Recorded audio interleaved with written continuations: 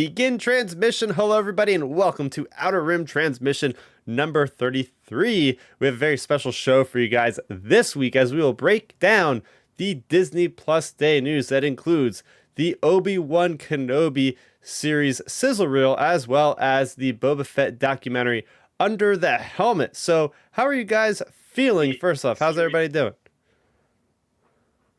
I'm doing good, man. Just always love being on the show. Always love talking Star Wars. So let's get into it.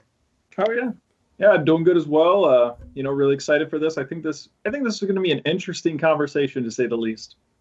Yeah, but before we do, we're going to kind of cut right to the chase, but I do want to talk about some cool things that I got or experienced with Star Wars this week. As we do every week, my mother has a tradition, of getting me a Star Wars Hallmark ornament for the Christmas tree every single year. I've been getting them since probably 1996 or something at this point. So it's been a nice tradition. And sometimes she picks them up randomly. Sometimes she asks me like, "Hey, I'm at the store. Which one do you want?" So I was very happy to get my first official Book of Boba Fett merch. So here we go. Nice. We got Boba Fett himself on the throne as we see him at the end of Mandalorian season 2. I love the detail in these Hallmark ornaments, right? Like they're so nice. Like you just see all the detail, the armor. You get to see the gun just leaning up against. You just see his like posture, just like, yeah, I'm ruling Jabba's palace. Like so I'm very and really cool with the little rancors there on the sides, but and you got that cool, like, I don't know, the glyphs or whatever that metal work is on the back sides there. So this is not my first Boba Fett ornament. I do have another Boba Fett ornament, but somehow through all the years of moving ornaments around, he has lost his gun. So I'm just happy that I have a full Boba Fett again.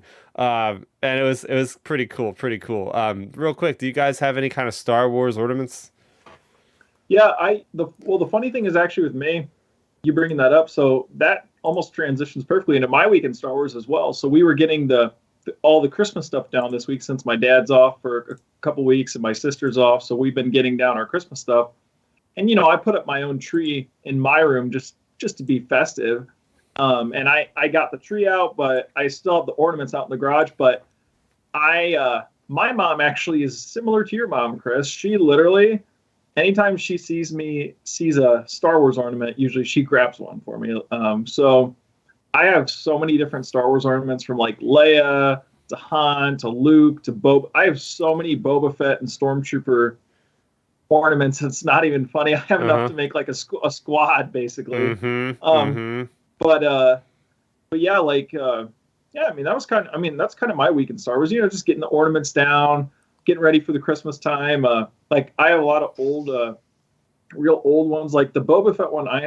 One of the main ones that I usually put up every year is. It's literally like a really old Boba Fett like helmet. It's like this. It's like the size of like a bit bigger than a baseball, I would say. Damn, that thing's got to be heavy. Yeah. Well, no, it's actually light because it's made out of, I don't know, I guess glass or something. Yeah. Like I don't know, like whatever ornaments are made out of, I guess. But it's light, but it's big.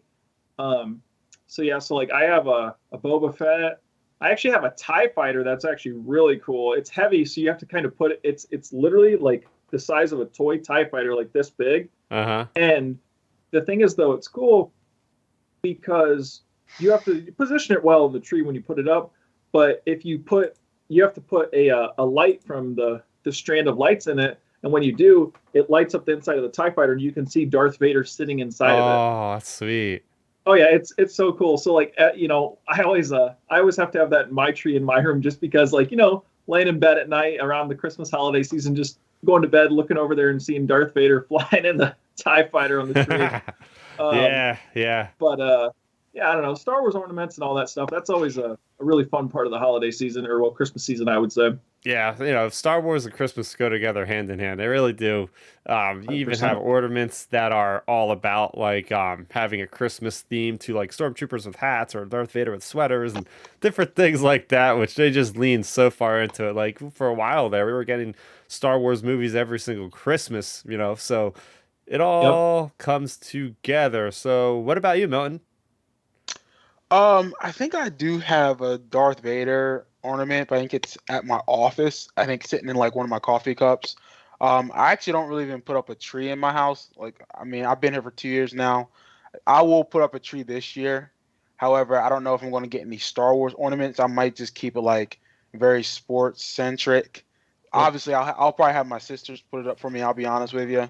But now, like when we were kids, I would say my memories when it comes to Christmas and Star Wars too, though, like was getting like the new toy that you wanted or like a couple action figures, stuff like that. So I think you're right. Christmas is very synonymous with Star Wars, especially over the last, 5 to 7 years. But obviously, when you're that kid wanting like a new figure or a new ship or something, and you get it at Christmas, it's like, man, you'll never forget those memories. So this year, like I said, we'll see. I might get a couple Star Wars ornaments. It just depends on what's out there, what is a good fit for whenever I put my tree up eventually, or whenever my sisters do it for me. Oh yeah, I mean, Star Wars, like you said, like that is such a big part of the Christmas season. Like getting the toys, getting the gifts, getting just the movies. As of the last few years, I'm 100% in belief. Like I've been highly critical of Disney Star Wars, to say the least. But a really big thing they've done, in my opinion, is I love Star Wars around the holiday seasons. Like I think it's the perfect time for Star Wars. It's like a family movie. It's iconic. And I've always been in the belief Star Wars should make December the Star Wars month. Like, don't get me wrong, May the 4th, all that stuff, etc. But I think Star Wars should be the November, December block. Like that should be Star Wars dominating the holiday season. It just makes up a lot of fun. Like one of my younger cousins, he's actually really getting into Star Wars Legos, which is a lot of fun. Nice. So like every day, he's 20 and he's just, I don't know, it clicked all of a sudden like a month ago, and he's bought like probably $200 worth of Legos in the last month. Like he keeps sending me pictures. He's like, hey, look, I just found this little Lego set at this collector shop. Hey, look, I found this little Lego set here. Hey, look, I ordered this. Hey, look, I ordered that. Yeah. So, it just keeps adding up. But it's really cool seeing people like getting into certain aspects of Star Wars like that. Like I know recently he actually just went on eBay, for any Star Wars Lego collectors out there. He went on eBay and, people make custom Lego figures on there.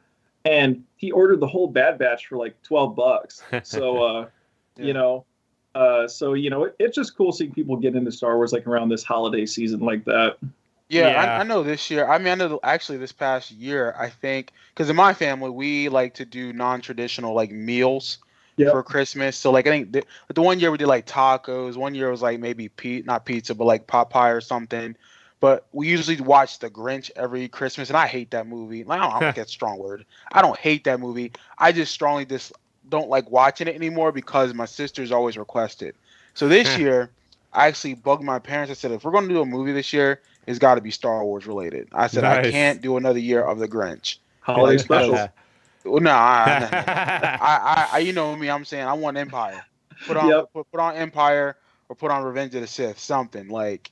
But now, like I said, you're right. I think watching a Star Wars movie is pretty nice on Christmas or even around that holiday time. And they actually do show like the marathons during that time anyway. So it just makes sense.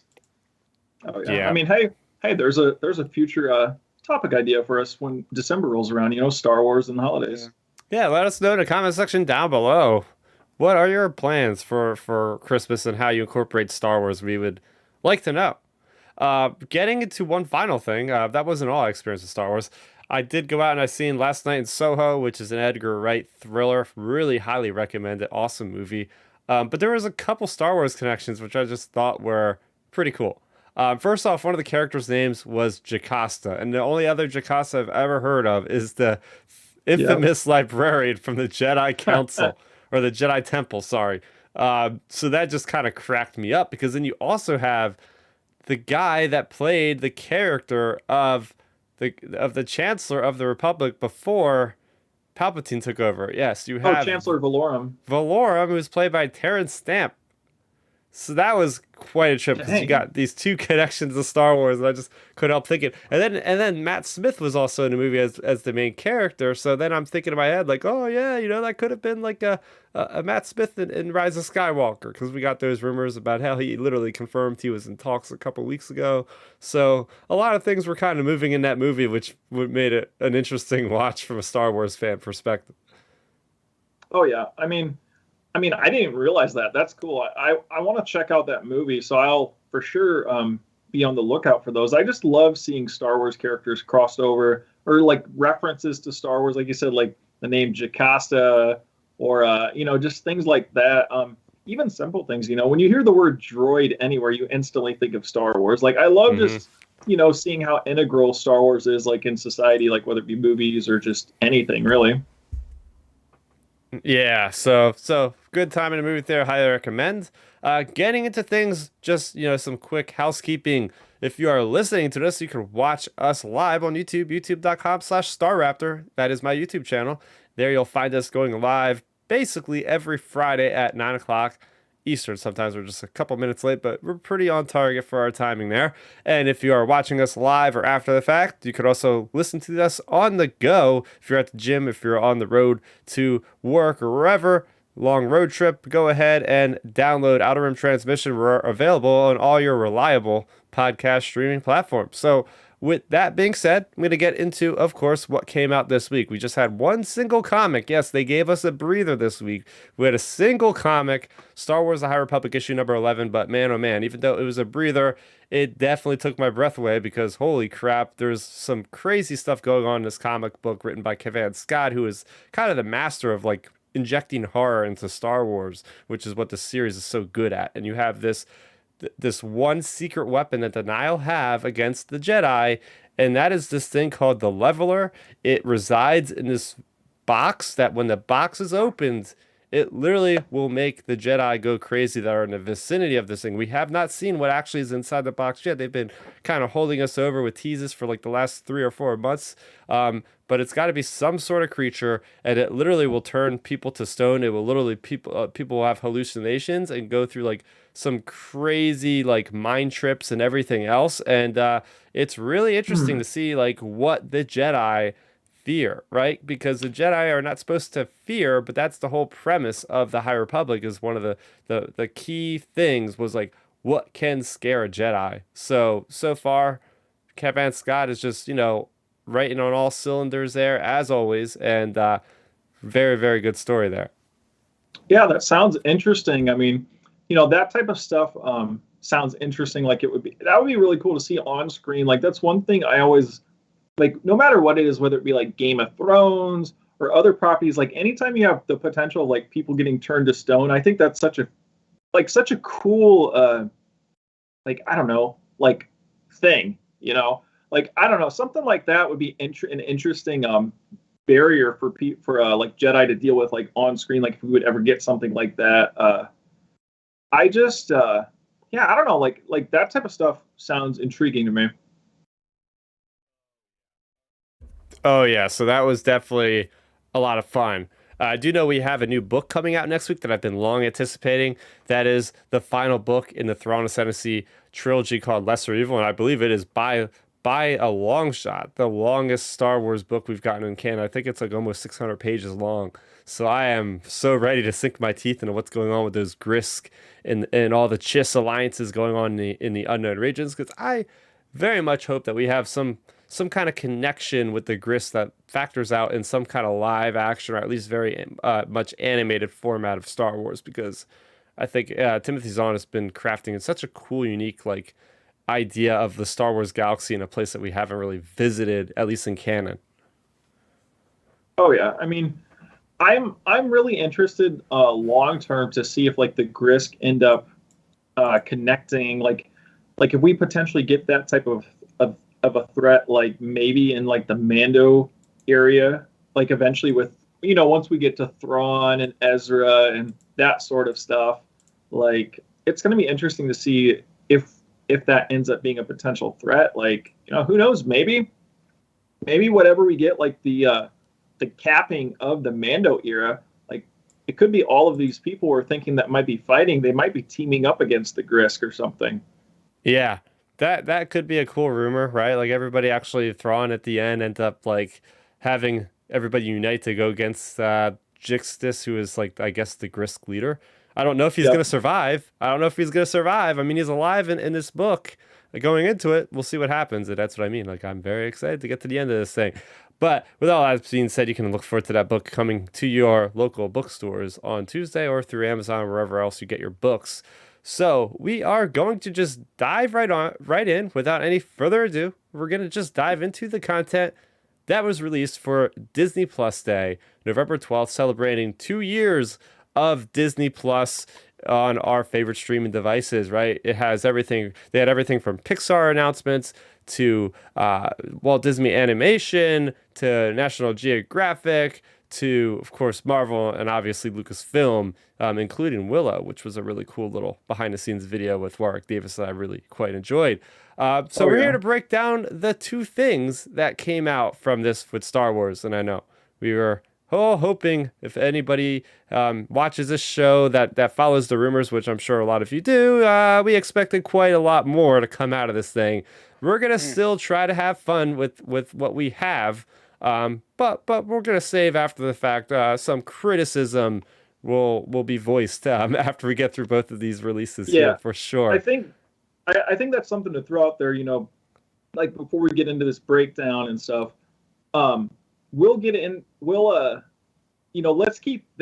Let's keep our thoughts on like the rumors, or try to like not let them cloud our view of this sizzle reel, just because,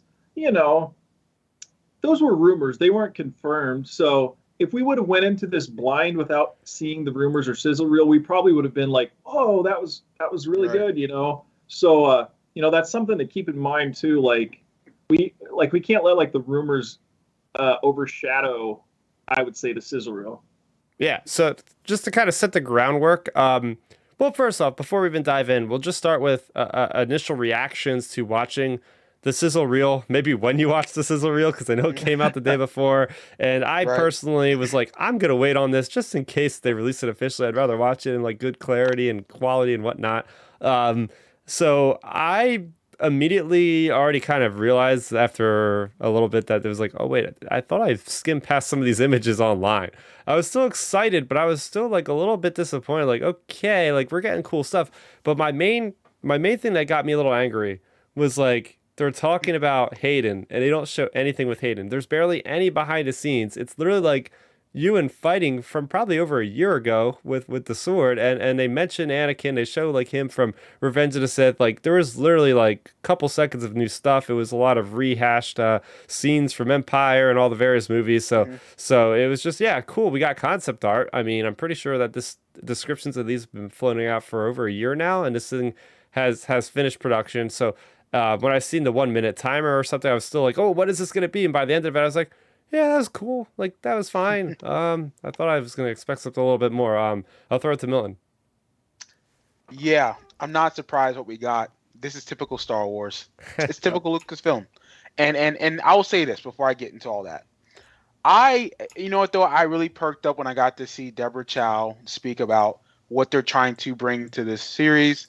I've always been a big fan of her, and I trust that we're going to get something great because of how she writes, how she directs, how she sees this universe of Obi-Wan Kenobi and of Darth Vader currently in the timeline. Because she mentions that. She talks about Jedi hunters and how it's it's tough being a Jedi at this point, all that type of stuff. And then, we get to see the guy, Obi-Wan, Ewan McGregor. Like, it's always nice seeing him because you can tell he's a fan of this property. He's a fan of this character. And so he wants to be back. And of course, they name drop Hayden Christensen. And it's like, wait a minute. Why would we bring back someone who's so now really beloved by the universe and the community of Star Wars, and he does not get a 15-second clip just to talk? We haven't heard one word from Hayden since he signed on. I mean, has there been an article or a press release with him talking since he's been signed on to either Ahsoka or Obi-Wan? He's been going to conventions. He was at New York Comic Con. And he apparently lit up the Empire State Building. Yeah. He goes to those conventions. I mean, that's great. But you're telling me no one from Lucasfilm has said, hey, Hayden, let's sit you down for like a 5-minute interview Q&A about you coming back to the family and being in these 2 shows. You're telling me no one thought of this? This is your perfect opportunity to reach out to not only to the old OGs of the prequels, but also get the kids who've seen the sequel trilogy and Clone Wars and say, hey, Anakin's back. Yeah. And let's see how he feels about this. We know we know he loves the project. It's the fact that let's hear from him. Mm-hmm. Well, Milton, the only Hayden stuff we've gotten is from our top Star Wars leaker, Rosario Dawson, posting selfies with him. That's it. Rosario Dawson is the only form of anybody connected to Star Wars really posting anything about Hayden, and it's like, what will we be doing? But again, I'm not surprised. Honestly, I'm not Chris. You might have been upset, and I get that. To me, I was like, all right, whatever. I'm not shocked because that's what they've been doing. In my thoughts about the sizzle reel, I like what I saw. I was glad to see the concept art. Again, not surprised we got that. We're not gonna get any footage. I did think that O'Shea Jackson tweet was funny, and he's pretty much saying everything we were saying. So if you got one of the one of the actors tweeting that, then he must have thought something else was coming too. Yeah. But other than that, though, I like what I saw. I'm not surprised what we saw. I'm sure we're gonna get into some of our negatives. I just think that Disney, Lucasfilm kind of dropped the ball a little bit on this. All right, over to Ben. Yeah, I mean, I'll get into O'Shea Jackson stuff later on, but in terms of the sizzle reel, I think it was really good for what it was. When I first saw it, I was like, wow, cool, our sizzle reel.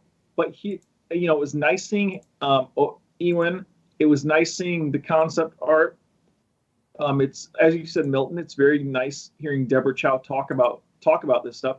Like I say it every week, we need a weekly thing with Deborah Chow, Dave Filoni, Star Wars people talking about Star Wars for 5 minutes. That's all we need to keep the fans what's the word, engaged, basically. And they can't do that. But you're not wrong. And Ben, I'll let you finish, but it's you're not wrong on that. And this is where again I get this is where I get frustrated. Well, it's not hard to release a 5-minute video. Yeah, well, Milton, I'm not sure how you feel. Well, just you bringing up Deborah Chow, for example. Soon as she started talking, my ears I was totally zoned in. Yes, I was totally locked in. Zoned in. Mm-hmm. Yeah. Locked in. So that's the thing. When you have the creators like that working, we want to hear their input, and we don't want it to be, it's literally like a secret society. It's so quiet. But it was really cool seeing Ewan. It was cool seeing the little bit of fight scene. Yep. But here's the interesting thing. A lot of the stuff we saw in the sizzle reel, I was like, I pretty much have read about all this about a year ago because we brought it up on this show. We brought it go back a year ago on this podcast now. But we brought it up when the Disney Investor Day came out last year.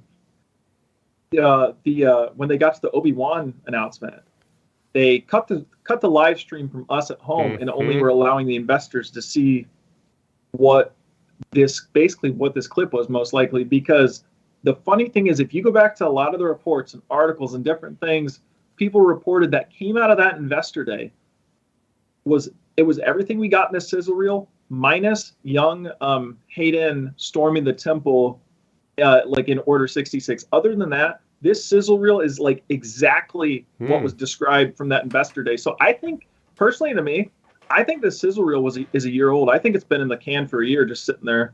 I believe that. So I think they've been sitting on it, and I don't like ethically how they use the sizzle reel, because I'm not sure if you guys obviously Milton, you and I both watched the sizzle reel yesterday.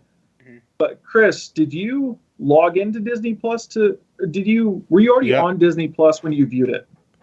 Yeah, I had to go there. They gave us a link and it just kind of redirected me right to the video. Yeah.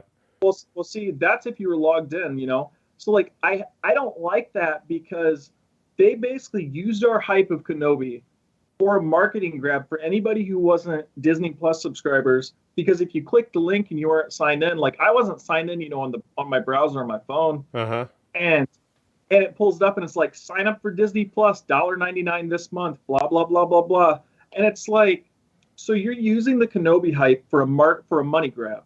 I mean, obviously they're all about making money, but I just don't like it, like ethically, like, but you're not doing that for all the other trailers and everything. They just posted straight to social media. Like this, they linked to basically their sales page, and it's like, are you kidding me? Like, yeah, I did not know about that.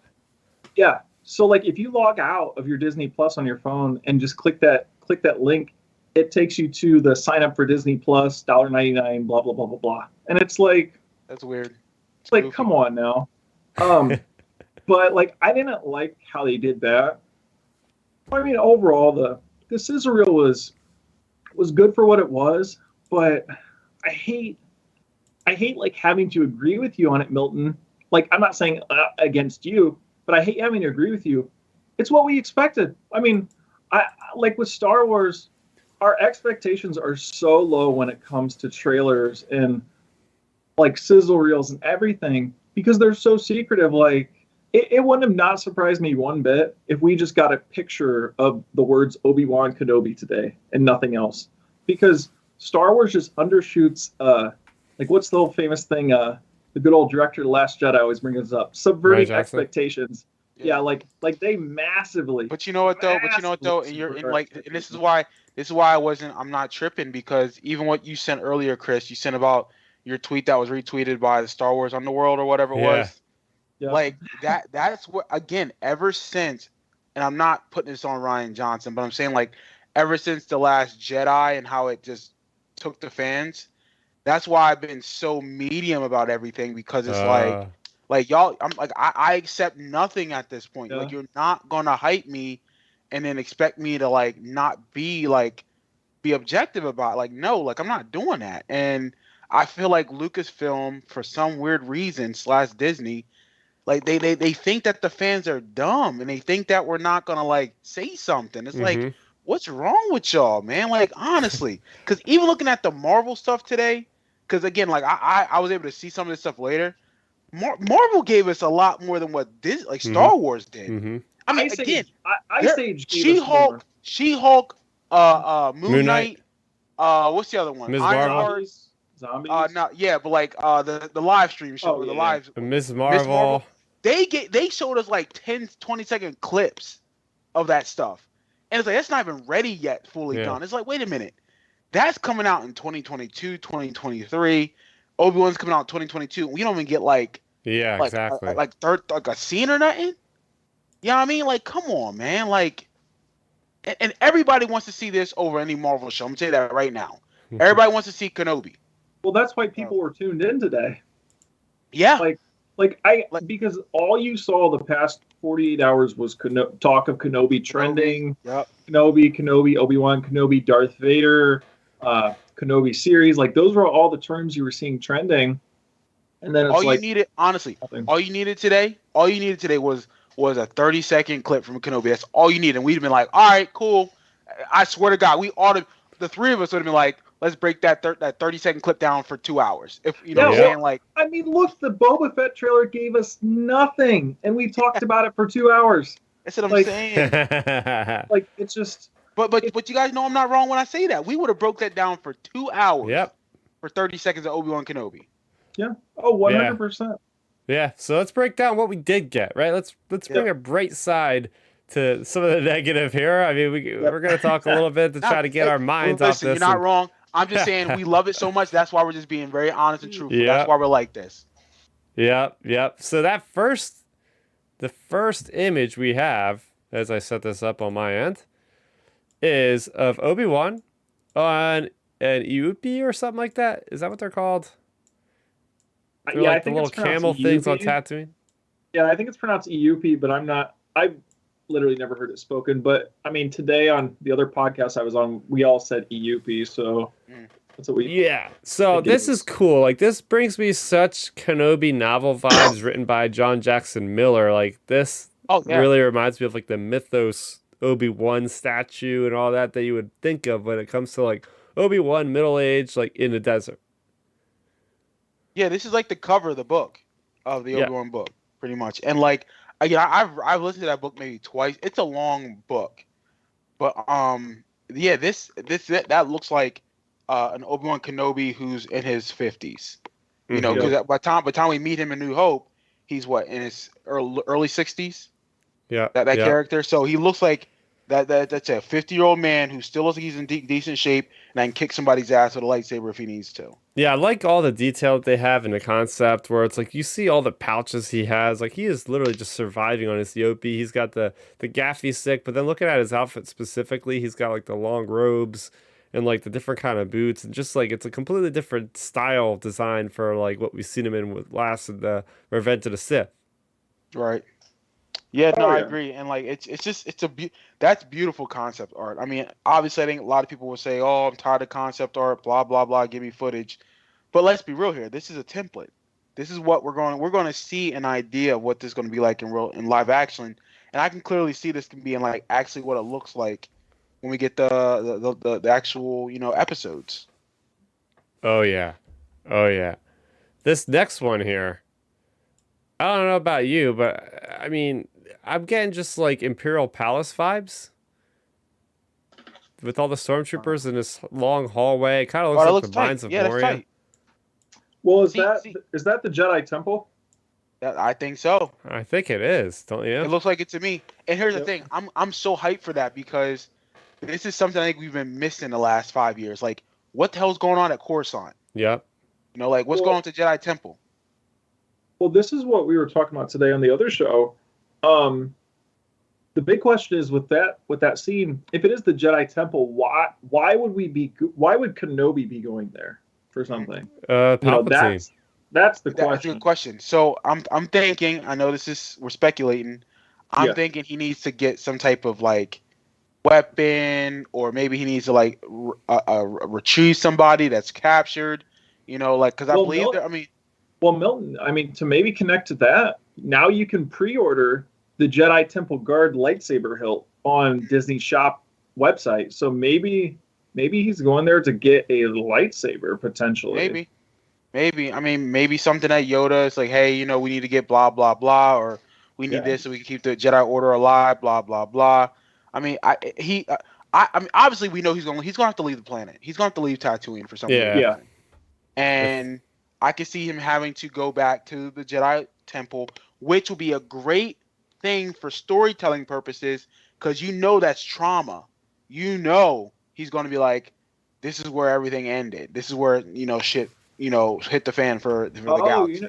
you know what? Let's just say, for all intents and purposes, like if that is the temple, maybe last year when we had those different reports, the concept art of Hayden in the temple, maybe Obi-Wan when he goes there in present day gets a flashback or like a force vision and sees what they reshoot it or something. Oh, they actually showed like the whole. So when he's actually attacking the temple, we saw like a clip of it in Revenge of the Sith. Yeah. This is what got reported last year, anyways, around the investor day. Like I don't want to stray too far off the sizzle reel, but long story short, the concept art was Hayden fighting a Jedi Knight that was guarding the temple inside the temple. That was the concept art that was reported during Order 66. So maybe Obi-Wan has like a force vision of that if he goes to the temple. Yeah. Well, Could be. in the video game, Chris, you played Revenge of the Sith video game, right? Long time PlayStation ago, 3. huh? So to remember it, so there's a level in Yep. the game where Hayden is, he's going to the temple. He fights a Jedi Knight. I forget his name, who's pretty like BA. Oh, isn't And, it Eul Dromo? Something like that. Or Yeah, something he like fights that? him because he knocks him out of the temple and they wind up fighting on the outside at one point. Yeah. But I can see them taking that fight from the video game and saying, okay, let's make this canon, but tell it like, how it fits the story. Yep. But yeah. I think it's something along those lines. But other than that, though, this is a beautiful concept of potentially whether it's a temple or maybe like, somewhere on like a big Imperial ship. Yeah, so if it is a Jedi Temple, it is really striking seeing that the stormtroopers are just so vast in number right? Like these Yeah. guys are responsible. Well, the clones really, but like these are the predecessor or the evolution of the clones that just like exterminated the Jedi. To see them just like wandering around, it's just like wow, it's kind of disheartening a little bit, kind of a little disturbing, you know. I Yeah. hope, I hope, I guess to add to the disheartening and disturbing side of things, gosh, as my voice cracks, um, to add to it, I think it would be so cool if, like, say, if Obi-Wan does go there, or even if he's not there. I really hope, like, the soundtrack they use is like some of the soundtrack that was played during Order 66. Like, I don't know, just something along those lines. It'd be so cool. I agree. They're gonna have to. They're gonna have to either use Revenge of the Sith music, mix. I think. I don't. Do we know who's gonna be the composer of the series? Do not know yet. I hope it's either Michael Giacchino or the Kevin Kiner. Mm-hmm. Yeah, it's got to be one of those two. Oh man, so moving on with more dark side stuff. Now, this is clearly evident what we're looking at here, and that is certainly an Inquisitor. So Oh, we 100%. see an Inquisitor Oh, yeah. that looks almost like the second sister from Jedi Fallen Order. Oh, that's fire. And I like the ship design. The ship design kind of reminds me of a U-wing. So it's really cool there, the way that the it looks like the wings kind of fold down almost like the Lambda class shuttle, but it's Yeah. like more boxy. Right, right. This particular shot, I'm looking at it right now. Like it reminds me. I don't know who drew this picture, but it looks like Ralph McQuarrie drew that. Mm-hmm. That looks like a Ralph McQuarrie drawing. Kids, if you don't know who that is, go look him up because he's a guy that has a lot of these ideas for these Star Wars concepts when it comes to what they look like back in the '70s when they were coming up with this project. But like, yeah, that's a beautiful. Like, I want that ship. Like, I ain't gonna lie, I want that ship. Like, this is Yeah. why I wish Star Wars was real. Because if it was, well, in my head it's real, but if it was in real life, I'm buying that ship. I don't care. Oh, 100%. Gosh, I'm sitting here just staring at my phone because these concept arts they're just so nice. Yeah, I mean with this shot, yeah, it's definitely an Inquisitor. I don't want to speculate too hard on it just because I know some stuff specifically about it, but yeah, I mean this shot specifically, I think I've said it since we've started talking about this show months ago. I think our whole Inquisitor thing, it's like our video game setup, Obi-Wan's going to deal with some stormtroopers, then some Inquisitors, then Vader eventually. Like it's going to be that type of a setup. And I think, I mean, who knows, maybe that could be like a shot from potentially like in the second episode of the show, second or third episode, setting things up. Right. Yeah, I mean, it wouldn't be Star Wars without introducing some kind of new vehicle, some kind of new transport, especially with the Inquisitors. We already know they have a few vehicles. Some of them use, I believe it's like the TIE Phantoms. Some of them use like the TIE Advanced prototypes like we see in Star Wars Rebels. So again, just expanding the ever-growing list of especially Imperial craft is quite cool there. Let's see, moving on. We have this location, which, I mean, it looks kind of spiritual, a lot of different hues of yellow, but the architecture itself looks like it just has like carvings to it. It feels like a spiritual planet, it just feels. Could that be Jeddah? Oh. Potentially. I mean, and again, it could be, or it could be an unknown planet we never heard of. Again, it's beautiful. Again, thus far, I keep saying it, and I'm sorry I keep repeating myself. It's just a beautiful picture. Like, it's a beautiful piece of art. And I love how it looks. It looks like it's clearly got that religious feel to it, but also maybe like high class, how it looks in some parts of it. But again, it's definitely a place where you don't want to go by yourself for sure. Yeah. Yeah, that's a good way to put it for sure. Looking at this next location, I think we could all kind of assume that it's at least one of two different places. I'm putting my money down on Coruscant, the underlevels of Facts. Coruscant. All the neon, right? That's just synonymous yeah. with Coruscant. You see that kind of stuff in Attack of the Clones in the beginning of the movie, right? So we have the Jedi Temple. We have another location on Coruscant. So as Milton said before, I'm just freaking happy to see Coruscant during the original trilogy because we spend so much time there in the prequels and we never really see the place again other than seeing it in Return of the Jedi during the celebration. Yep.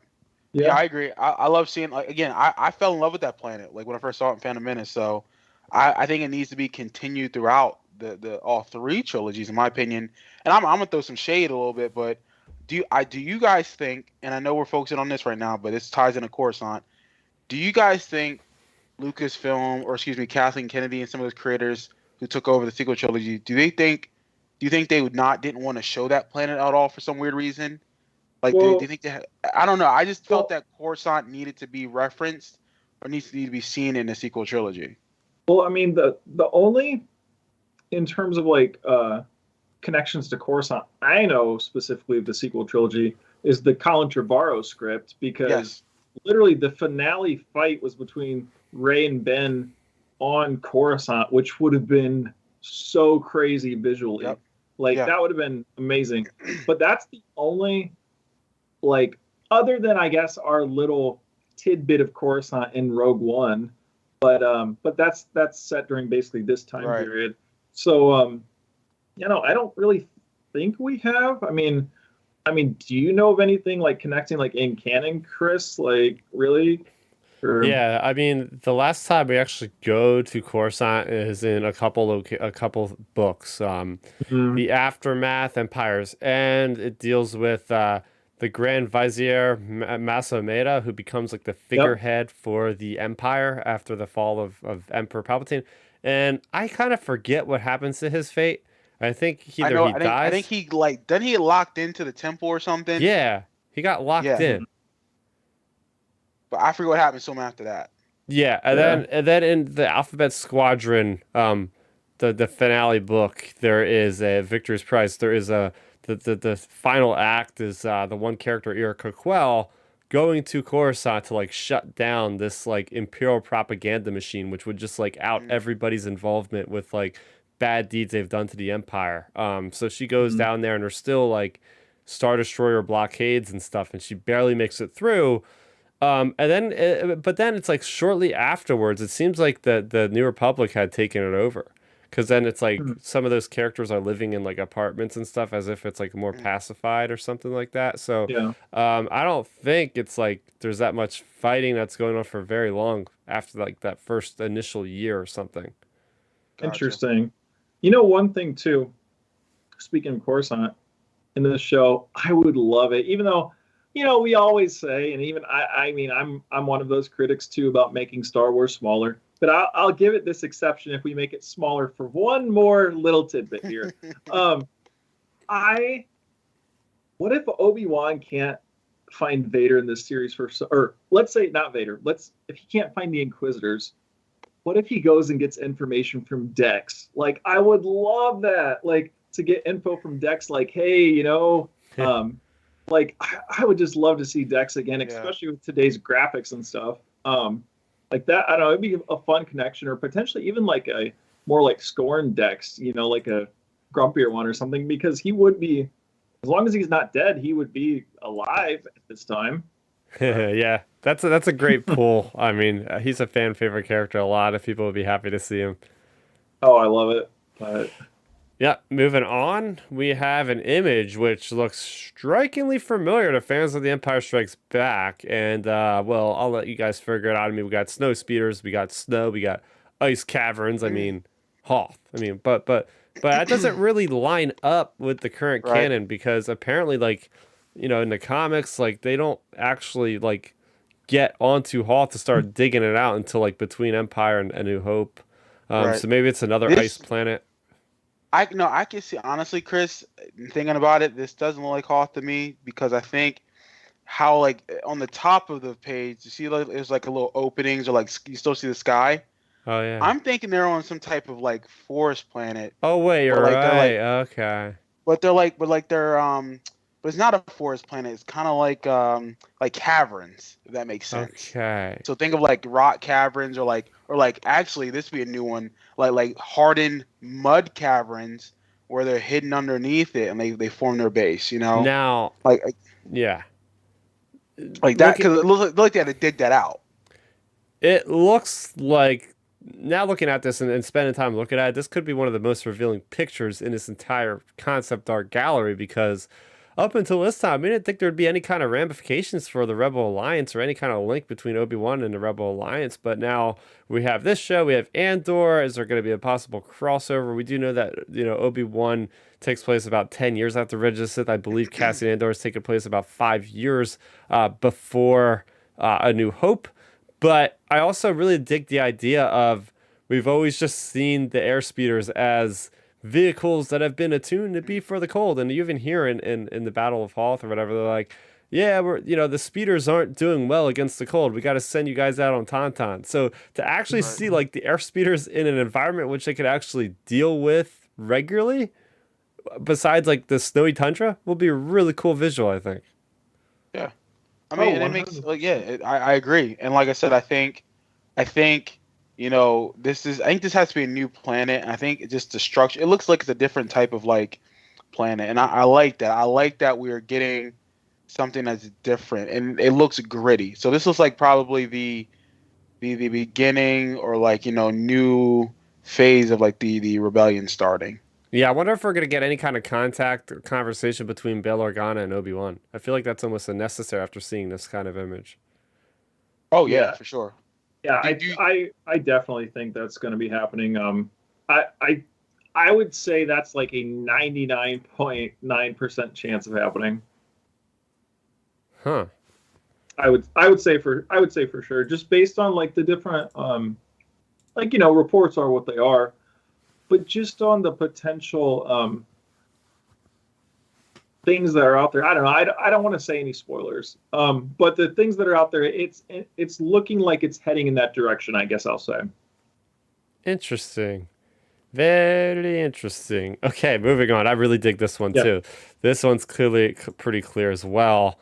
For those of you that have played Vader Immortal, for those of you that just love the different Vader comics and whatnot, I mean, this is pretty much going to be Vader's fortress, aka Vader's castle on Mustafar. You can just tell by the architecture, like more of like that like very sheared off rock and just like very stern looking objects. It just screams like Vader and Vader's castle. The fact that we see him with like a throne type of thing he's sitting on, it just makes him look even more menacing. It's pretty neat seeing Vader in like a throne like that. Oh, yeah, that picture's tight. Like I love it. And you know everyone's gonna be glued to their damn TVs when they see this scene, because they're gonna give us something that's unexpected about who's Vader talking to, or maybe this is the scene where he's just reminiscing in his private time. And I bet this has to be like on Mustafar, at his castle. Oh, definitely. It's got to be on Mustafar, and that was the big thing too. I thought of who's he talking to. Like it could be reminiscing, but he could be watching hologram, like, or holocrons, or see, we were discussing earlier. There's a potential. What if, some people are like, oh, he could be talking to Palpatine. Like that's definitely a given. But I feel like we would have heard about Ian McDiarmid. But I think there's a chance maybe Vader sees think about it this way. The Inquisitors reporting on Obi-Wan. Maybe Vader's watching a hologram of Obi-Wan is like, okay, I need to get out there type of deal. Mm-hmm. He's alive, and he goes and leaves the castle. Like something like that. Yeah, I'm just very curious about the mindset of Vader right now at this current time, because, through the comics, especially, we've gotten Vader, like his initial thoughts and behavior right after Revenge of the Sith. We've gotten Vader between A New Hope and Empire, and we also got Vader in between Empire and Return of the Jedi. But, seeing him like 10 years into his like rule over the Emperor's fist and all that, like, where is he mentally? Yeah, where is he mentally? Is because we know by the time we get to Vader Immortal, which is literally like probably a couple days before we see him in Rogue One, apparently, he's like trying to bring back Padme from the dead with this different kind of like old ancient force wielder machine, and he's getting kind of close. But like at this point, like, is he trying to get away from the suit? I'd be interested to see if he's trying to escape like his damaged body in any way to be like, because I remember in the Shadows of the Empire book, like you see Vader trying to like be outside of his suit for like so many minutes and it's just like so excruciating painful for him. I would love to see like a moment of like privacy with Vader like on his own, like trying to just like transform himself or something like that. I think that's the purpose, honestly, of Hayden being in the show. Like, I think we're gonna get flashbacks and stuff, but I really, really think we're gonna get actually damaged Hayden, present day Vader outside of the suit, potentially without the helmet on, all burnt and scorched up. Basically like the shots we see from like different video games, like things like that. I think we're going to get something like that where Hayden is potentially, current day Vader, but out of the suit and, looking all like robotic and stuff. And I think that's a big thing, just because it all falls back on the thing like our talks about Mando or Vader or Boba Fett. Why would you bring Hayden or Tamara Morrison or Pedro Pascal in if you're not going to ever show their face? Like, you have to show Hayden. You're not going to just have him in the Vader suit and be, agreed, never show him. So I think we're going to get him in that regard. Of course, we'll get flashbacks and stuff, I'm sure, but I think we will get present day Vader, and I think it'll be potentially like a jarring thing for fans to see, like, whoa, like he's really messed up or something, or like, in a lot of pain. Like they could potentially make Vader a sympathetic character in this series, while also being a menacing, like almost killer. Yeah, they could really just do a deep character dive on Vader like we've never seen before, right? If this is reported to be like basically a 6-hour movie kind of thing, right? Right. 6 episodes of an hour long. Like, we got to get a lot more than, what was it, 7 minutes of screen time as Vader in A New Hope. Like, we're really gonna dive in more like than everything combined by like triple that we've seen Vader in the original trilogy. It seems like, hopefully. Oh yeah, I think so. I 100% think that's the direction it probably will go. I'll be surprised if it doesn't go in that direction, I guess I would say. Yeah. All right. We have our first, and apologies for just the terrible clarity of this image, because it's kind of hard to take a snapshot when you have very fast, rapid movement going on. But here we have what everybody always has wanted to see for a while now, is Ewan McGregor actively training as Obi-Wan Kenobi back in the gym. Please let me start this one off. Okay. Good. Okay. This is why this is why I know I'm going to like this show, because one, we know Ewan knows how to use a lightsaber. We've seen it in the sequels, all right, or the prequels. I love how even in that quick like 5-second shot we saw, they looked like they knew what they were doing practicing lightsaber training. My gripe is, why the hell did they not do this in the sequel trilogy? Okay, like I'm saying, I hate being like this, but I am glad that they are paying attention and saying, we are going to do this right. We are going to train these guys. And even Ewan McGregor said, he's like, y'all going to get an epic duel. Yeah. And I cannot wait for the behind the scenes fully to come out, because Hayden and him are going to have a hell of a time shooting that fight scene with them coming together. I cannot wait for that. And I'm so glad we got just a glimpse of it, because we know they're actually putting that grind in. Okay? Yeah, we saw clips like that in the sequel trilogy, but I was never convinced 1 second that Rey or Kylo Ren correct somebody with a lightsaber. Boom. Oh, 100%. Like, I felt the same way you did, Milton, when I saw that. I was like, man, getting like these acrobatics that just, I was like, we should have just had a minute trailer of that. And I was like, I think that would have been neat. It also, really made me think of, as you said, we're not going to just, like, Obi-Wan's going to be in action in this series. And I feel like that also corroborates what, like, Making Star Wars reported as well, because they reported that it was Obi-Wan's basically going to be like Prime Kenobi, like he was in Revenge of the Sith. So that basically corroborates that story, I would say. Yeah, he's only 50 something, like his character. So it's not like he can't move. Again, he probably won't be doing like all the flippy stuff, but he'll still be able to wreck you like easily. You know Yeah, what I'm well, I saying? mean, It makes sense stories wise. yeah, I mean, look at Mace Windu doing Revenge of the Sith. Yeah, Like, I Mace mean, was wrecking people. yeah, it totally makes sense. So, yeah, I think it's going to be interesting to see how they go about doing things with him. And I feel like, especially since this is getting made, or I guess would have got made this year and or last year, but whatever. We're 15, 16 years after Revenge of the Sith got filmed. I'm interested to see what new spins, like fighting wise, they put on it. Oh yeah, like for the absolutely. acrobatics. And I think what they're going to try to do, I think they're going to take some of the samurai stuff where he's going to be more efficient. I think he's going to be more like Alec Guinness. Yeah, in a sense, but like he's more fluid though. Like he's more fluid. He's more consistent or precise, where he'll end you done. Like very much samurai, like Revenge, like Obi-Wan or Ben Kenobi versus Maul, when he just hit him with 3 hits, done.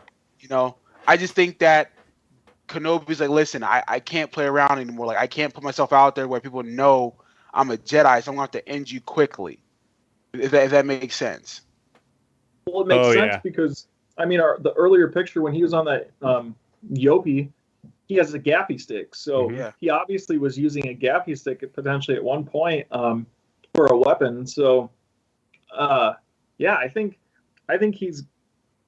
It's going to be interesting though. Now that I actually say that out loud, maybe Obi-Wan actually could potentially have a new adapted fighting style, like as you said, more of the samurai feel, more of the Ben Kenobi feel, but maybe he'll have more of another adapted fighting style since he's potentially been using a gappy stick over these past few years.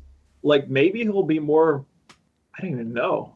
Like Chris, what do you think, Chris? Like, do you think that if it was up to you, if you were the creator of the show, how would you want Obi-Wan or Ben Kenobi, to fight?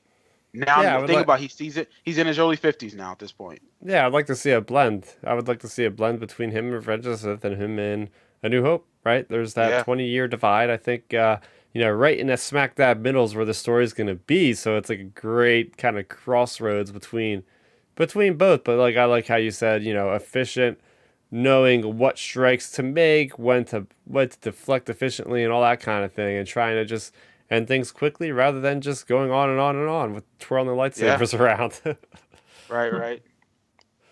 Oh man, this picture got me so hyped because it's like, it just reminds me of the old like prequel documentaries with Hayden and Ewan and Nick Gillard, who was like the stunt coordinator. Loved it, man. I cannot wait for behind the scenes stuff. Well, Milton, when I first saw that clip, I actually paused it because I was like, wait, did they take a clip out of the old behind the scenes? Nope, because we saw that's new, man.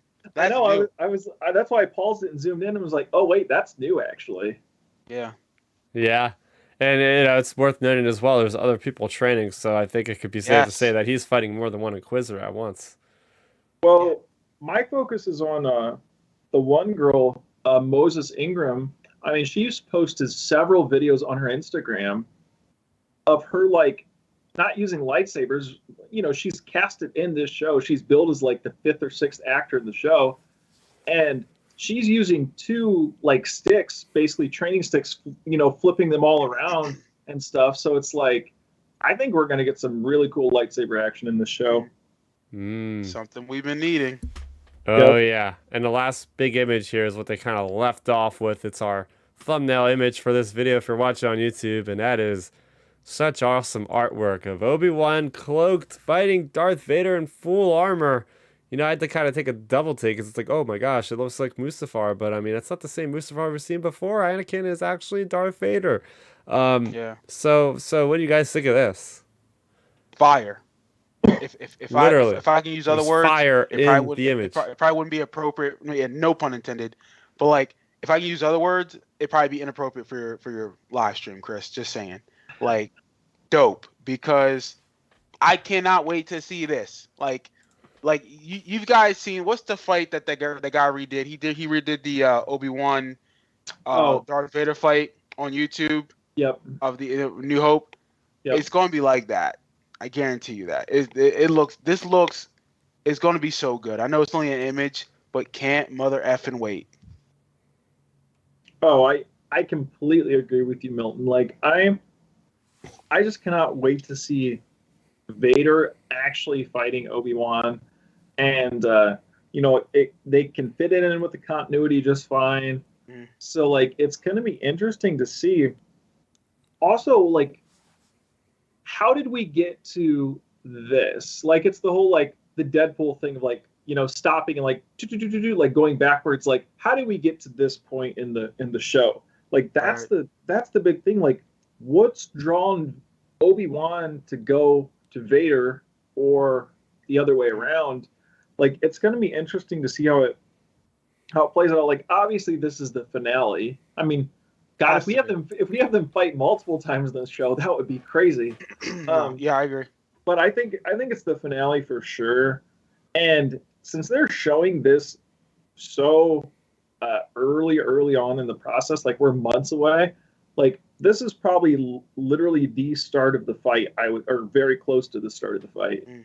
Um, Yeah, go ahead, Ben. and I was just to add one more thing. Maybe we get something along the lines of like, I don't know, like the connections. Like everybody always says, well, Vader versus Obi-Wan in A New Hope.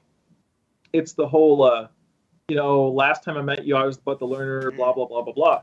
But the thing is, the big line everybody forgets is in episode 6. Vader literally, when Luke's trying to turn Vader back to the good side, back to the light side, Vader literally says, Obi-Wan once thought as you did, as in trying to turn him back. So my thing is, what if we get a thing where, you have, I don't know, throughout the series, you have a sympathetic Vader, also a badass Vader, but then maybe Obi-Wan's getting those senses in the Force, and he's sensing the conflict, and he goes to confront Vader, and obviously it's not gonna go well. It's gonna go well for us as the viewer, but not for Obi-Wan. And maybe that's when they'll have their confrontation. Like maybe that's what it'll be connected to, because we do have that. That's an open-ended line in Return of the Jedi where Vader literally says, Obi-Wan once thought as you did. So maybe Obi-Wan's coming. Maybe he finds out from Dex where Vader's castle is, and he goes to Mustafar to confront him, and all hell breaks loose basically. Right. and something along those lines, that happens. Like maybe it'll go along those lines, because I don't see any other reason why Obi-Wan would meet with Vader. Yeah. Here's the thing. I think the fight is going to end, and we can predict this later, but it's going to end like Ahsoka and Vader's fight did. I think something's going to happen to where Vader's going to think he won, because somehow he's going to do something to Obi-Wan where he thinks he killed him or he got rid of him. Because remember, at the beginning of New Hope, he says Obi-Wan, because Tarkin's like, wait a minute, Kenobi's still alive? He's like, yes, he is. So everyone thinks Kenobi's dead, at this point. So I think it's going to end somehow like how the Ahsoka fight did, but clearly something we're not expecting or seeing. So yeah. That's a good point by both of you, like feeding into the original trilogy to kind of go behind the lines and thread the lines of like, hey, how could this story work based on the dialogue we've had? And I think that kind of like retroactively going in through and re-engineering all these cool dialogue pieces that, when a movie first came out, we thought nothing of them. But now it's like, hey, we're here, and this is the tools we're using to make this a legitimate story that's going to be a big milestone in both of these characters, and they never go back after this confrontation. They are cemented in their beliefs. Vader is going to be pure evil. Obi-Wan has no more hope for Vader, and I think it'll be a story definitely worth telling. So there you go. That's the concept art for Obi-Wan Kenobi, a streaming series coming out sometime in 2022. That wasn't everything we had, though. We had the Under the Helmet Legacy of Boba Fett documentary. It came out on Disney Plus, a 20-minute or so documentary that really just gives us an understanding of why Boba Fett just kind of blew up in pop culture, right? Like they even mentioned, he has literally 4 lines of dialogue, and he has spun out into countless references on all these different kind of cartoons and live action series and movies and everything else. And I liked how they really got into the nitty gritty of information that I didn't even know because, being ingrained in the Star Wars culture, you tend to kind of get things repeated over and over again. We're like, yeah, I've heard that before. I've heard that before. But I was pleasantly surprised to see like a lot of footage too, for behind the scenes for like Return of the Jedi and stuff. Like seeing Boba Fett like flying on a crane, like that was just so funny. Like, holy crap! Like after 40 something years, they're still showing us stuff that I've never seen before, deep in the archives at Lucasfilm. So, fantastic stuff right there. I'll throw it to Ben for your initial thoughts on this one. Well, for starters, my initial thoughts when I started watching it, like, I was watching this at probably, I don't know, 6 o'clock in the morning or something, 7 o'clock in the morning, as normal with Star Wars stuff. And we'll get into that later about Star Wars on Fridays. But my eyes shot open as soon as you hear George Lucas talking. Like, I loved seeing George in this. It was amazing. I said it, the last couple of weeks. We need more of George Lucas getting interviewed, and I would love to see more of that type of stuff. So, like, that was amazing seeing him make an appearance in this documentary. And then I really just liked, as you said, Chris, there was a lot of things in this that I didn't realize as a fan. Like, I didn't realize Boba Fett actually made a debut in that parade that went on. Yeah, that was a really big surprise to me. I was like, what in the world? Like, that's crazy. Like, that was a surprise. I didn't realize, I mean, you guys may have known it, but I didn't know that Jeremy Bulloch was the Imperial officer who pulled Leia away in Empire Strikes Back. I never knew that actually until today. Like, so I knew that one, but I didn't know that he had a speaking role in Revenge of the Sith as like the shuttle captain. I knew that actually. I knew the Revenge of the Sith one, but I didn't know the Empire one. So see, that's cool how, like, like we always say when we watch Star Wars things, like, it's always fun finding like new things we didn't recognize, and like, boom, there's a few new things. Like, those were some of the big things, and it's just cool getting Dave Filoni involved in the documentary. Mm-hmm. I loved seeing Daniel Logan. Like, that was a great appearance. Like, I really liked seeing him a lot. As I said before, it would be so cool if we flash back to him in the Boba series. And then, I just really think it was a really well-placed documentary, well-played. Yeah. I liked how they acknowledged how, glad they were about bringing Tamara Morrison back. Like, that's good because Tamara Morrison loves Star Wars. Like, if you listen to his interviews and things, he loves being a part of the Star Wars universe. And, it's just great having him back playing the character. And it really solidifies my thing of, we talked about it months ago when Ming-Na Wen posted like that Book of Boba season 1 thing. Yeah. So yeah, I think it really signifies this could be like the mini, like, sure, this is the Mandoverse. Like, it's definitely Mandalorian focused, but I think we're going to get into an era of a lot of Boba Fett related stuff, like season 2 of Boba Fett, season 3 potentially of Boba Fett. Like, I think we're going to get into the era of Boba Fett being a really primary character in this timeline. Like, I really do. And because why else would you make a documentary about him? Well, here's the thing, too, and the guys at the Star Wars Underworld, great podcast, you got to listen to them. They brought this up on their show, I believe, last week, where it's like, you have a character that's a Mandalorian, you brought him in season 1, his name's Din Djarin. Why the heck would you go and bring in Boba Fett, who is almost the same exact character, if he wasn't going to play a huge role? Like, they're not going to just kill off Boba Fett now. I feel like you're right. I think he's going to get, like, multiple seasons and have a completely different trajectory. I mean, we already see the trajectory he's going with the crime in the underworld.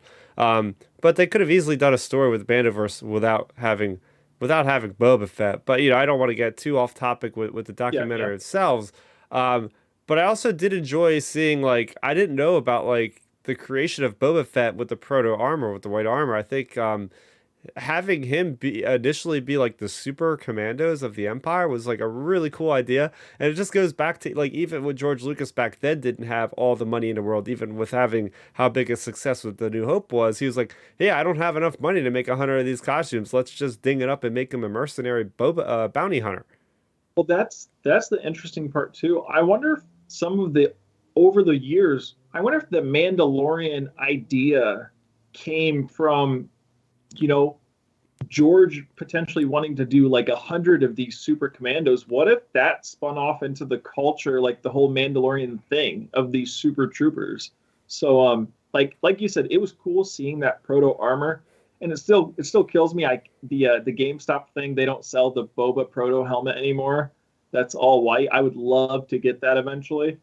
But yeah, it was just really cool seeing it, and it was also really neat how they ended up painting it. I thought that was really cool, like how they painted it one color first, and then just went over it and slowly dinged it up and all that. Like that was really cool. Yeah, I liked like how they used like just like something as simple as a rock to just like make the dents and stuff in it. That was pretty neat and low key.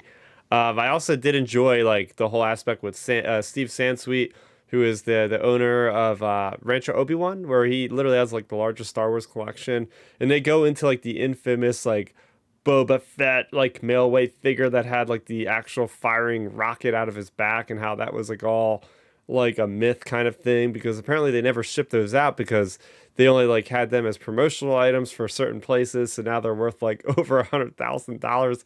Like they gave everybody their figures and sent them all like a little consolation letter like, sorry we couldn't give you this, it's not working or something, but you could have another figure if you want, kind of thing. So the good old days of mail away figures, and that rocket pack Boba Fett, man, if you find one of those, you're rich. Did you hear him? They said it's worth at minimum 6 figures. Yep. Like, that's crazy. Uh-huh. Yeah, they're only made at the Kenner factory in Cincinnati, Ohio. Like, that's how specific. Like, you'll find them at, like, maybe if somebody was, like, unfortunate enough to try to sell one out of a yard sale, didn't know what they were doing, go to Ohio, you might get lucky. That's crazy. Well, yeah. I'll keep it simple. I didn't even watch it yet. Sorry, fellas. Like, I haven't had a chance to watch the documentary yet. However, for what I was seeing on social media, people really enjoyed it. So I'll probably watch it this weekend. But if there's one thing, I guess question for you guys, if there's one thing you can take from the documentary that really stood out to you, what would it be? George Lucas. No, seriously, but like, I was shocked. I was like, oh my gosh, is this the first time we're seeing George Lucas on a Disney platform talking about Star Wars? Like, what is going on right now? Like, I was like, wait, is this an old interview? And then the freaking StarWars.com website put out like information on what came out today, and they were like, oh, there's new interviews with George Lucas. I was like, holy crap. And you could tell different eras of George. I could tell in his voice, he's got like a little bit more of a huskier voice these days. And I was like, this is old current George, and he's just chilling on his deck, and he's just chatting about Boba Fett. I'm like, oh my gosh, is George actually getting in the good graces of Disney enough to just appear on a 20-minute like little throwaway documentary about Boba Fett? And then I literally laughed out loud at 6 a.m. to like that little sly mention when he talks about the holiday special, and he literally says, oh, but I had nothing to do with that. And it was just like, he had to get that in there, and I was just cracking up because we all know how much he hates that. The fact that he actually mentioned that literally made my day. Yeah, I completely agree with you, Chris. Like, sure, all the Boba Fett stuff is great and all, blah, blah, blah, blah. But the biggest takeaway for me from that is the fact that George was involved in something. Like that's the big thing from this. Like it's the whole thing of, we don't want to sound like we're just like bashing on the current or a bunch of the creators and under the Disney umbrella, but seeing the actual guy, it's because, he cares about that character. That's why. Right. And I'm sure they're probably like, hey, here's an extra like check for $50,000 or something. Like I'm sure there was a nice little cash option there, but yeah, I think it was just great seeing him, and I knew right away that it was new just because he looked older, sounded older. Like I was like, this is great. Like this is a great sign. This is a good step for what's Qui-Gon's thing? Like you're taking your first steps into a larger world. Like George's first step into maybe getting a little more involved with things. Like, okay, we go from this 20-minute thing to like, let's get him talking on the Book of Boba Fett behind the scenes, like just about the character more, or Mando. Like, because I think to me, I think he like, now obviously can't speak for George Lucas, but I feel like the projects that he would respect the most are like Favreau and Filoni's related stuff. Mm-hmm. So I think there's potential we see more of that. I mean, look, he was on set, like he literally went and saw Ahsoka live, like that's great. Like you hear Rosario Dawson talking about it before, like how when George came out, he was like, whoa, like that's Ahsoka, like so just things like that. It just gives me hope that George will be more involved, just with documentaries. We always say us three here are like the Star Wars YouTube marketing team or potential marketing team. Get George Lucas to come on your YouTube channel once a week for 10 minutes, and the fans would go nuts. But like I just love seeing George back involved with stuff. Like it's so great because we don't see him. He's so private. Like so it's just a really nice thing. And I did love that little dig at the holiday special. That was a great moment at like 6 o'clock in the morning. Yeah. So I also like just the fact that people got really personal about the characters. They interviewed all the people that played them. We've seen a lot of interviews with Ben Burtt, and I feel like that guy hasn't gotten enough interviews. I feel like that guy has such a passion for Star Wars. Like, you got to get more interviews with Ben Burtt out there, Disney and Lucasfilm, because this guy is one of the forerunners of Star Wars, right? He's the sound guy. He's made all, and he started off with him blowing into the horn with like Slave One. It's like, there we go, and what you mentioned as well with I mean, the one part with Tamora Morrison and Daniel Logan kind of got to me a little bit. I wasn't expecting to get the feels, but I was like, when he was like, "Oh, call me dad," and he's like, "Call me dad, I'll call you son." He's like, "You ready, son?" I was like, "Oh man, that's like really sweet." Like I was like, "Damn, I wasn't expecting to like," and that's an old interview, like behind the scenes thing from Attack of the Clones. Yeah, you're gonna love that one, Milton, because literally like Tamara Morrison's like, okay, I told him, hey kid, you got to call me dad and I got to call you son. And he's like, okay, dad. And he's like, okay, son, and it's like, it's done so well. And like, it literally, like you said, Chris, it gave me the feels. Like, I love that part of the documentary. And I don't know, anytime I see Tamara Morrison, I just instantly think of the Fett family. Yeah.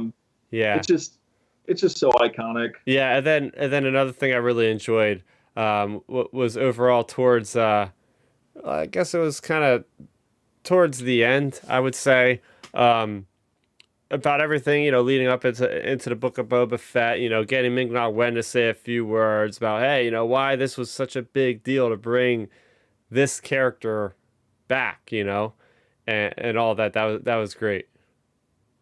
Nice. 100%. Like, nice. I'll definitely be checking it out for sure. I appreciate it. Oh yeah, you'll definitely enjoy it, Milton.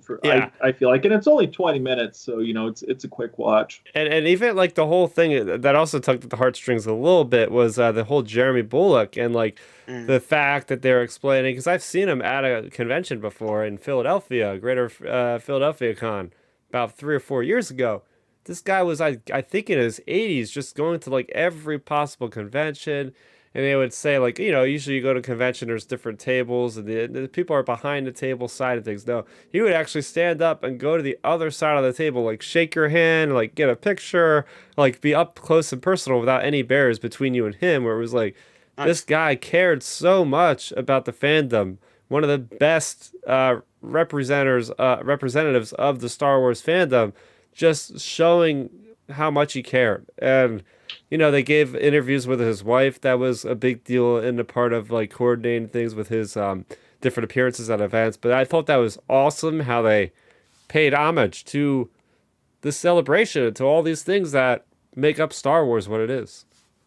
Oh, 100%. Like, like you said, it was definitely tugging at the heartstrings, like seeing the Jeremy Bulloch stuff, just because, he was really good about, he was really humble about the character, I would say. Like there's a great documentary. I can't remember what it's called, but it's about the background characters of Star Wars, and that documentary is so good. It might be on Disney Plus. I don't know. But anyways, it's about the background characters of Star Wars, and it's so cool. Like Jeremy Bulloch is always so humble about the character. Like he was so surprised back then that his character, became such a fan favorite, like for being, doing nothing basically in The Empire Strikes Back. Mm-hmm. You know, he was always so like humble and nice and everything about it. So like, it was really cool hearing them like pay homage to him. I also thought it was really cool that when they were first doing the test screenings for the character to begin with, they were using the one guy, Dwayne something. Mm-hmm. Like that was cool because he's actually a longtime employee at Lucasfilm. So it's cool that he was actually the first initial test person to be like in the Boba suit back then. Nice. Before Jeremy Bullock even was. So yeah, that was a cool little tidbit to like find out as well. Yeah, they even gave like information and showed like the actual like stunt actors for it on like, in the desert there, and I guess it was California, for the set of Return of the Jedi. Like the guy was just chilling. He had all this like fire prevention gear on because he used the flamethrowers and all that kind of thing. The jetpacks, things can get pretty hairy pretty quickly. But overall, yeah, as you said, Milton, definitely check it out. Definitely recommend it to everybody out there. Like Ben said, very like short but sweet, to the point, quality documentary on a single character. It's crazy. We got a single character in Star Wars that is that, famous to get their own block of time on Disney Plus Day. So there you go. It hypes me up just a little bit more in just a short couple weeks for the book of Boba Fett. Don't go on the Facebook page of StarWars.com because they claim that the book of Boba Fett is streaming now, apparently, and they still have not taken that banner down after hours. What is happening over there? Yeah, I know. When you sent us that picture, Chris, I actually instantly opened up Disney Plus really quick and was like, "Oh my gosh, did they just drop the first episode?" And they're like, "Surprise, guys!" But no, of course not. But yeah, like I don't know. When I saw that, I was like, "Dang, I'm disappointed." Like, of course, they probably didn't. They probably meant the graphic to say, that's probably was saved for right. Future, like when the show came out. Like I'm sure that was scheduled for that. Like, so I can forgive him for that. But to me, like today as a whole, I think was a letdown for the fans, just because it's like, of course, they didn't promise us anything. Like, realistically, maybe the sizzle reel was the only thing that was planned. But my thing about it is, you have so much hype build up around Disney Plus Day, like all this stuff. And it's the future, like the quote unquote future of Disney Plus. Like we barely got anything for Kenobi. We didn't get anything at all for Andor, Bad Batch, or Mando season 3. And those are coming now or coming soon as well next year. So like my thing is like, I feel like it was a major misstep today. And I think in general, not even just Star Wars, I felt like a lot of just kind of, I don't know, like disappointment. Like if you look through the Marvel hashtags, look through the hashtags of Disney Plus Day, like it seemed like a lot of people were disappointed by just the overall results of it. Because I think, we go from last year, the Disney Investor Day was like, boom, Marvel, boom, Star Wars this, boom, all these crazy things. And then this year it was like, yeah, guys, we're announcing an Ice Age show. Like we go from all that stuff to that. Like I love Ice Age, don't get me wrong. Like that, I'm excited for that show. But like with Star Wars, it's like, what's going on here? And then my thing is, I mentioned it at the top of the show. I think there was a trailer though. I 100% think there was an Obi-Wan trailer, because if you look at O'Shea Jackson's Twitter, he literally brings up that like he was thinking there was a trailer. Like to me, if your actor was thinking that means there was probably a trailer, because if you think about it this way, all the actors in the show, soon as the trailer comes out, they would have to be posting on their social media to market the show. Right. So if O'Shea was thinking that, I think there was a trailer and it got pulled at the last second, is what I'm guessing. Here's the thing, right? So, we'll get into that in a second. First off, I just didn't like the entire format of this, right? The Investors Day, I don't think any of us even realized what the hell that was until the time it was going on and announcements were being made. So we're like, what's Investors Day? And you check out the video and it's like, oh, cool. There's a video stream of like Kathleen Kennedy talking about Star Wars and announcing all these cool projects. Like Kevin Feige is talking about Marvel, showing videos of all this other cool stuff. And it's like, that was not even really prepared for us fans to really absorb. And then it seems like they've had well over a month to put something together for the fans that was a little bit more coordinated, because I feel like this was so uncoordinated. It was just like, let's just give the intern for the social media. I'm not trying to decide whoever's in charge of the social media, whatever. Let's give the social media person all these clips, and I feel sorry for that person because, man, oh man, they need a vacation after this, because it's like all day. It's like 5 minutes clip, 5 minutes got to do this, 5 minutes upload this. It's like, it just seems so like so safe, I guess, because if they did it the way they did it, they don't have to include certain aspects that they felt weren't ready, aka like all the Star Wars stuff we were talking about. Right. So it's like, oh, last minute, we don't have to show the video. We just won't show it. It's not like they have to edit an entire live stream to take it out. So Lucasfilm probably was there an like, actual live stream? No, there wasn't. That's all this was pretty much was the Twitter feed of Disney Plus just kept updating, and a new tweet would appear below it. A thread every time. That's what I thought, because I was like, again, like you said, Chris, it was very unorganized and clearly wasn't prepped properly.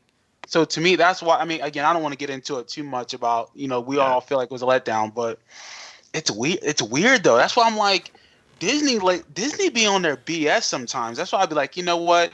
Like I accept nothing. Like my expectations are so low, because it's like I'm not gonna put myself through that anymore. Like I'm just gonna be like, all right, whatever. We get, I guess. Yeah. Go ahead. Oh, go ahead. Oh no, I was just gonna say real quick. That's why the times they have done well, that's why the fans freak out so much. Like, look at Luke in Mando season 2, or Boba, or Ahsoka, or Grogu in season 1 of Mando. Fans freak out because our expectations are so low. We don't even expect any of that stuff. Yeah. Like that's the big thing when it comes to Star Wars and just the overall, like, the way things are ran at Lucasfilm. To me, I always describe it as sloppy. It's sloppy and goofy. Yeah, because it seems like something last minute, right? I mean, why would you release the Book of Boba Fett trailer the week before if you knew there wasn't going to be a big trailer releasing that day? So it seems like, if this would have gone better, maybe they would have like held on to the Book of Boba Fett trailer, released it like today, then it would have made a much bigger splash. Like, oh, yeah, we got a Book of Boba Fett trailer. This is awesome. It'd be a much different mindset, even if they would have just released that one trailer. So it almost seems like they were scrambling. Like you mentioned before, like this could have been an Investors Day thing that they had on the shelf at Lucasfilm, and they're like, for whatever reason, they're like, we can't put the trailer out. What do we have to show? What do we have to show? Let's just show a clip of Under the Helmet. Even though it's out today, maybe it's at least something to show the fans. Oh, let's put out a poster for it. It's like, okay, it doesn't need to be promoted because it's already on there, first off. What else do we have? Oh, yeah, there's this dusty thing on the shelf. Oh, it says Obi-Wan Kenobi series, Investors Day, investors only, eyes only. Okay, just put that on there now. Like it was like a Band-Aid. Like, they're like, like, that is... Like, just what I said earlier, though, because I'm like, Marvel did so much today, and all they had to do, honestly, the whole company today, all they had to do is shoot a 45-minute video of all the stuff they had with a couple of the big wigs, Kathy, Kevin Feige, maybe some other creators to say, hey, this is what's coming down the pike. This is where our characters are at currently. This is what Phase 4 is going on with Marvel. This is what our next phase of Star Wars. Again, I don't have to be all the details. Just say, hey, just give us just a morsel. And like you said, Ben, you want to hear from these people. Yeah. All we need is a couple minutes. That's what I'm saying. It just felt lazy and felt unorganized. And again, I my expectations are low when it comes to Star Wars right now. Not in the sense of like the material. It's the fact that they don't want to communicate with the fans. Yeah. Mm-hmm. Oh, well, I'm at a point now where if we get Star Wars news, it's like, oh, Star Wars news popped up. That's cool. Like, it's hard to get excited for anticipating Star Wars stuff because whether it be this or plenty of other times, it's always like letdowns. And it's so murky because like you have different things, like you have the O'Shea Jackson tweet. It's like, wait, was there a trailer coming? and then they pulled it, like, because like you said, Chris, all they had to do was say, hey, delete that tweet out of the schedule. And so then I don't believe nobody when it comes to that stuff anymore. I'm sorry. Oh no. And then you have you have other wishy-washy stuff, like you have Rosario Dawson going and posting like Ezra and Thrawn and pictures of her and Hayden, and then Star Wars having her pull them. And it's like, why not, to me, use the actors in that way? Like, if you want, I think they should strategically, like, I always feel like, Marvel does this with Tom Holland. Tom Holland puts on this whole shtick, basically, of like, I'm leaking things, and I think Star Wars, let Rosario Dawson do that. Don't have her take those things down. Like, let her go and post random pictures that, may seem like quote unquote leaks, but they're planned leaks. Like, at least do that type of stuff to hype the fans up. But because you're surely not doing it on your normal social media. No. Yeah. So, I mean, I was going to this thinking, something more like DC Fandom, which is just like, hey, here's a live stream. Check it out. DC Fandom was like 4 hours this year. Could have been cut in half, definitely. But that's kind of what I was expecting. It's like, hey, let's have a virtual convention. At least they tried, though. That's the thing. They tried. Yeah. I think DC Fandom did it perfectly the first year. When James Gunn hosted that panel, I thought it was so good the first year. Like, it flowed really well. Like, the hype was there. You could feel like James Gunn's energy talking about the properties and stuff. Like, we need that. Like let Dave Filoni talk about stuff like that, or Jon Favreau. Like let them do something like that, and then have Kevin Feige or have different people in the Marvel realm, basically, the directors from the Marvel movies, have them do it. Like, do a little hour-long thing and just pre-record 5-minute segments.